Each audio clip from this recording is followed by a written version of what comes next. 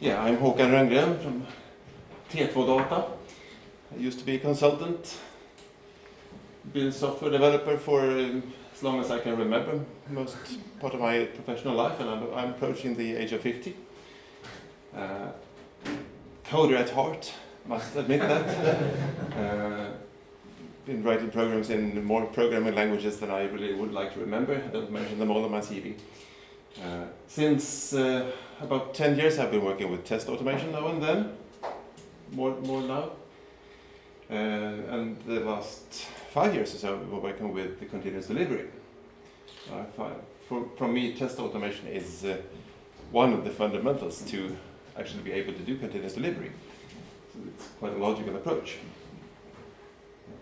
And I'm also a Boy Scout leader, that's why I have the logotype in the back. So for the next 28 minutes we will be studying some good reasons to run automatic tests. And we will also touch some quite bad reasons. And among different things to consider. I mentioned being a programmer and coder, and okay, you won't see any lines of code in this presentation, I promise you. Because I think we had two interesting presentations diving deep into technical details. So here we'll stick to the overall concept, and we'll try to give some kind of overview about what I've learned. I want you to participate as well. So if there is something that you feel that I forgot and you would like to add, please remember it and add it to the end so we can have different contributions. Because this is an overview. I do not intend to mention everything there is to mention, but if there is something that you would like to add, because if you were standing here, you would definitely have mentioned it, please do afterwards. So the reasons to run automatic tests, the goals of the game. This is the typical waterfall picture. You do some development, and you do some tests, and then you get a crash, and then what? If you are in an agile project, like some of you may be, you cannot do that.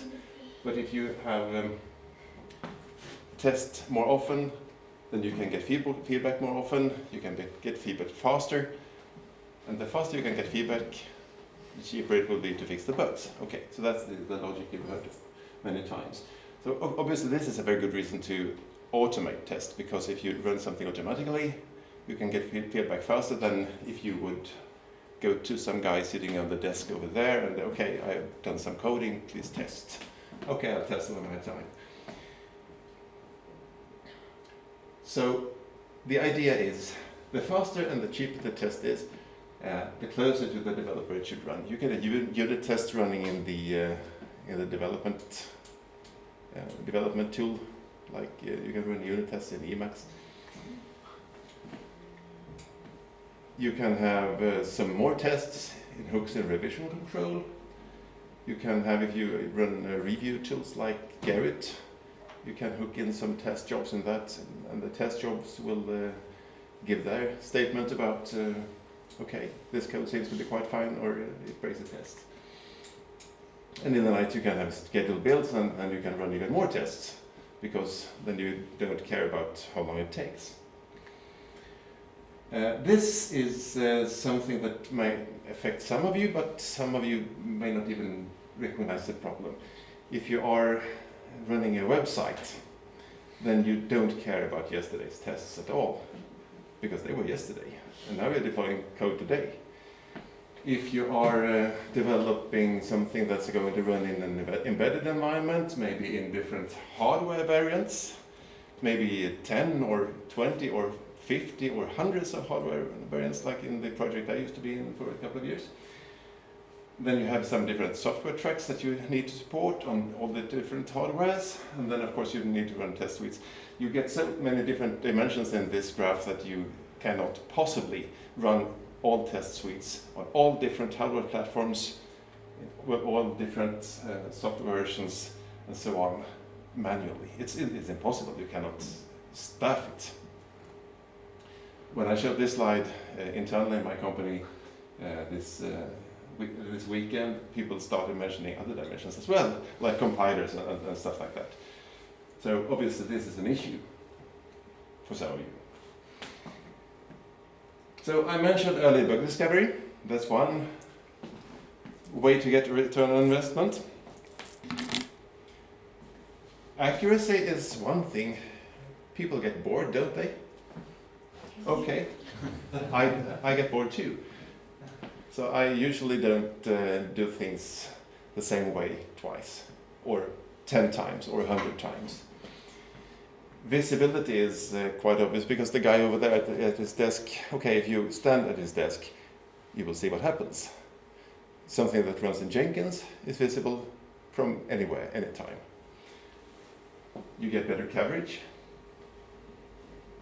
It has to do with the cube I showed you on the last slide. You can cover more and you can run different kinds of tests. You cannot, again, this is a matter of staffing. You cannot run manual load tests, stress tests, and stuff like that. It really needs to be scripted. And if it's scripted, you can just as well automate it. And also return on investment from more interesting work. Because if all the boring work is being performed by scripts and automated, then all the test engineers can work with things like discovering new tools and discovering new methods and trying to find new weaknesses in the project and the product and so on. And making people happy makes it more likely that they will stay. So return on investment. Okay, so that now, so we've covered some of the reasons to automate tests. What are the challenges then? This is something that I've been talking about quite a lot in projects that I've been participating in. You have some manual test suites. Don't just automate them, please. Because, first of all, manual test suites, they are often quite briefly written. They require you as a tester to know about the product. If something goes wrong, it might be something that failed in the project or product, or it might be that the test environment failed, there's an error in the test environment, or it might be something else. So you need to dive into technical details and do some investigation to find out if you need to file a bug report or just solve your own problem. And for the sake of readability, there is no modularity or reuse in manual test specifications, because if there will be subroutines, testers will spend half of their day turning pages, walking around different parts of procedures. So manual test cases seems to be, they tend to be written quite linearly, and you don't want to write your test scripts that way, because they will be impossible to maintain, of course. Another thing, okay, automating tests sounds good, but don't expect to automate everything. One thing is manual end-to-end tests, quite awkward to automate, even though there are tools that would theoretically support it. Acceptance tests goes without saying that it's not up to the script to accept anything. Exploratory testing, well, scripts are not that creative. Even though you might have quite a lot of scripts, they won't find the bugs that you have not already foreseen. And there may be some other kinds of tests that are just plain difficult to automate because of any reason. I will get back to that in a later slide. So far we have learned that you need some kind of strategy. The word test strategy, I don't know about you, but as soon as I mention the word test strategy, people turn quite a bit awkward. Because, okay, test strategy, it's kind of high level, fluffy, cloudy, something like that. The test strategy, even though you don't know that you have one, because you run tests. Or you don't run tests, and then that's your strategy. I don't test. But if you do run tests, you run some tests, the test you've chosen, that's part of your strategy. The time when you run them, that's part of your strategy. The reason why you run them is part of your strategy. How you handle risks in your tests, what you do if you can't access the test environment, everything like that is part of your strategy. So you may not know it, but you have a strategy. Why not spend some time thinking about it? And tools. There are a lot of tools. Okay, so let's just skip through that. You can spend your every day of work just discovering tools, but don't start in that end. Find out what you want, find out what you need, and find the tools for it. Any managers here? Good. Okay. Good. This one's. It hurts to say it. I didn't say anything. You didn't. Some managers I know, they really like metrics, because if you can apply some metrics, then you will know that people do their work. So from today on, I want you to write 10 new test cases every day, and people will write 10 new test cases every day, and they will have a large number of test cases. And that's good. Yeah. Okay, but you don't know that they test effectively. And coverage, I know people who love coverage. What does coverage tell you? It tells you that the code has executed. Okay, it compiles. And if it's a scripting language, it can be interpreted. But coverage does not tell you anything about you putting any relevant data into the code. And it doesn't tell you anything about you having any assertions after the code. Because you can get coverage just by executing the code and not have any assertions at all. So be a little bit careful with metrics as well. Or know why you're using it. Tests are code. Everything is code, isn't it? So this is something, okay, there are tools that lets you record mouse movements and everything like that. If you find out that it's possible to maintain, go for it. If you find another way of testing your code, experiment with that as well. Testers need to be programmers now.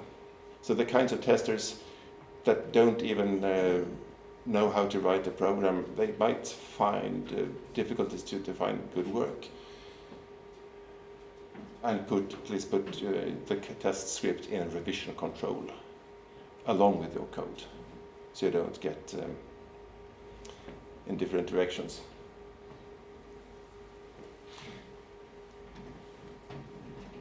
How many of you work in agile projects?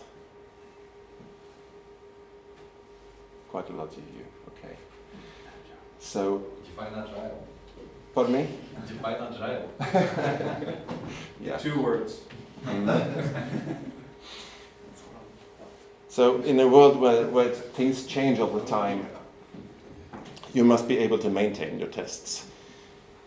It has happened more than I would like to remember that there are so many tests that we don't even know why we run the tests. They are not really scoped, they're not comprehensible, they are definitely not structured. So stay away from that and try to focus on the maintainability. Spend time and convince your managers that you need to spend time on your test code to keep it maintainable. But then your product, is it testable? Is it possible to prepare a known state for your test cases? Is it possible to control, start the kind of the part of the code that you want to test, or is it hidden somewhere in a button behind some other button in GUI, and it's possible to observe? This is not always the case. So automating tests in a product that does not fulfill these needs is quite hard as well. I'm frightening you. I'm not. One of the last slides is about training, because you have a test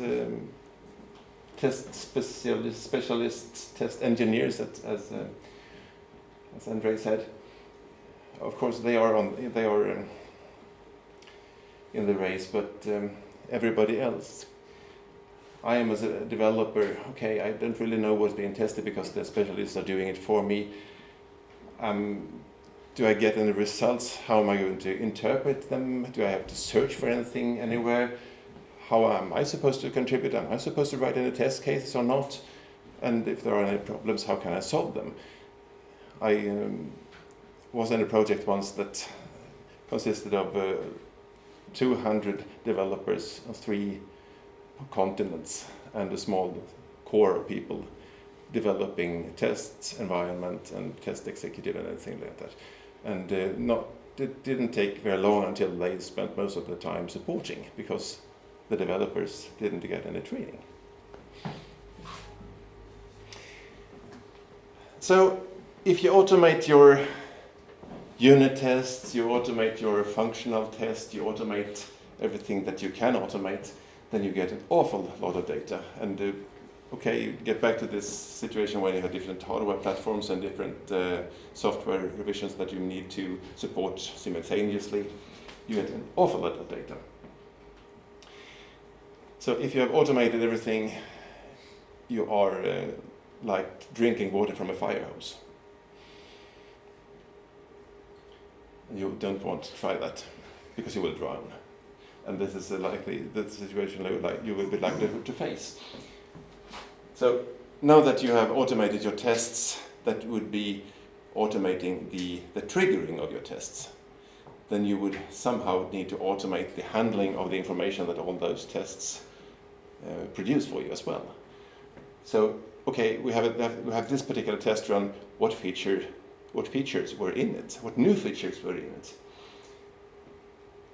And as a developer, okay, could I easily find the test results of my commit, or do I have to go in and click in Jenkins and look at 18, 17, 16, everything like that? It takes time, it produces waste. We are against waste, aren't we? Okay, and who committed to this test run? Try to get that from Jenkins. You can find this very long AUC8 something from Git, and then can go into the Git log. Okay, you need to look in Git, you need to look in Jenkins, you need to look in some Jira or something. You get the picture. So my point on this slide is look at the whole picture. How do you get all the information you need without spending like 15 minutes to analyze one particular bug? You don't even know if it's a new bug or not. It's red. It could have been red yesterday. Do you know that? Can you see that easily in the output from your automated tests, or can you just see that it is red?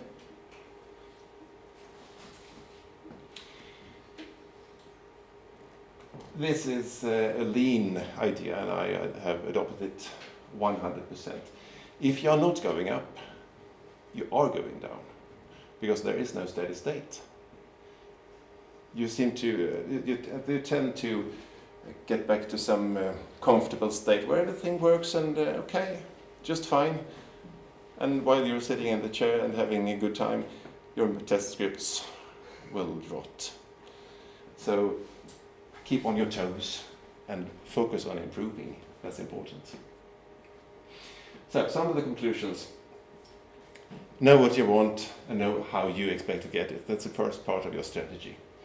Take a holistic approach, and not only produce test results, but also be able to consume them and interpret them and always see them in the context where they belong, along with commits and Jira tickets or whatever you need in your organization. Automatic testing is a complement, not a substitute for anything. And it requires a lot of time, it requires money, and it requires training, it requires engagement. Not least for this maintainability thing. So now it's time for the exam. Okay, says the boss, so here's the deal. You write that test automating thingy that does your job, and then I fire you. Is there really any money to save here? Your salary? Yeah. Just get rid of him. You will save a lot of money. That's my last slide. Thank you.